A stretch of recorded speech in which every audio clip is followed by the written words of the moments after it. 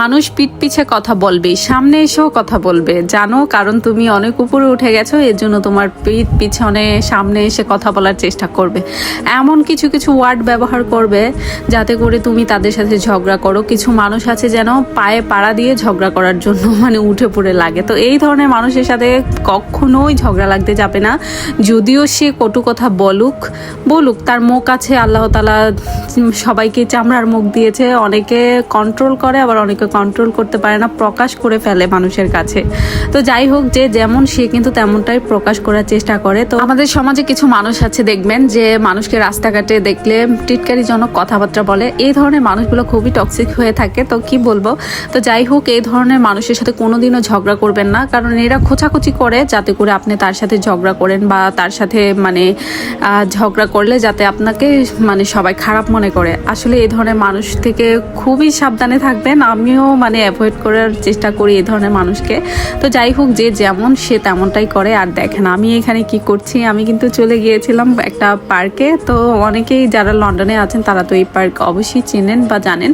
তো এখানে যে অনেক বেশি দুষ্টুমি করছিলাম, শ্যুট করছিলাম, মানে যা খুশি তাই করছিলাম। একটা কথা সবসময় মাথায় রাখবেন, কে কি বললো এগুলা নিয়ে বসে থাকবেন না। মানুষ বলবে, এর জন্য কি আপনি স্টপ হয়ে বসে থাকবেন? স্টপ হয়ে বসে থাকার কোনো দরকার নেই। আপনার জীবন আপনি যেভাবে চালাবেন সেইভাবেই চলবে। মানুষ কি বলবে এটা নিয়ে ভাবার দরকার নেই। আমি আবার এই ধরনের কথাবার্তা বললে অনেকের গায়ে লেগে যায়, তো আমি সবসময় ট্রাই করি তোমাদের মন মতো করার জন্য।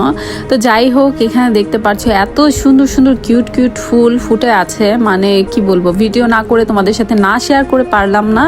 তো দেখো আমার সাথে আর একটু উপভোগ করো। আর আমার কোনো কিছুতে যদি কোনো ভুল ত্রুটি হয়ে থাকে অবশ্যই ক্ষমার দৃষ্টিতে দেখবা। তো যাই হোক, আমি কিন্তু তোমাদের সাথে অনেক বকবক করে ফেলি ইদানিং যাবত থেকে, আমি একটু বেশি কথা বলি, অনেকেই বলো।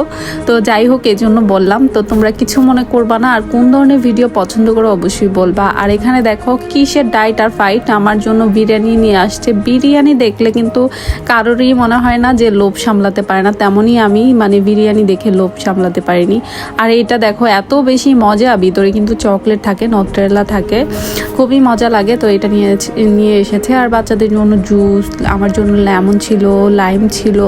তো টুকিটাকি বাজার করে নিয়ে আসছে। আর এখানে বিরিয়ানি নিয়ে আসছে, যেহেতু শুক্রবারের দিন বিরিয়ানি নিয়ে আসছে।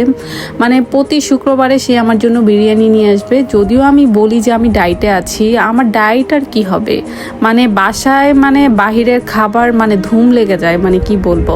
তো এখানে ছিল মাটন বিরিয়ানি আর চিকেন বিরিয়ানি ছিল, খুবই মজা ছিল, খুবই টেস্টি। বিশেষ করে মাটন বিরিয়ানিটা এত বেশি মজা, মানে এত বেশি মজা কি বলবো। যখনই ভাবি ডায়েট করব তখনই মানে মজার খাবার এসে আমার সামনে হাজির হয়ে যায়। মানে প্রতিদিনই কিছু না কিছু আমার জন্য নিয়ে আসবে, সেটা আমি এখন আর খাই না। আগে মানে লোভ সামলাতে পারতাম না, আগে খেয়ে ফেলতাম। এখনও সে আমাকে বলে, আরে ভাই তুমি অত মোটা না। কিসের মোটা? তুমি মোটাই না, তুমি মোটা না, তুমি খাও, তুমি যেমন আছো তুমি আমার কাছে পারফেক্ট আছে, তারপরে তুমি খাও।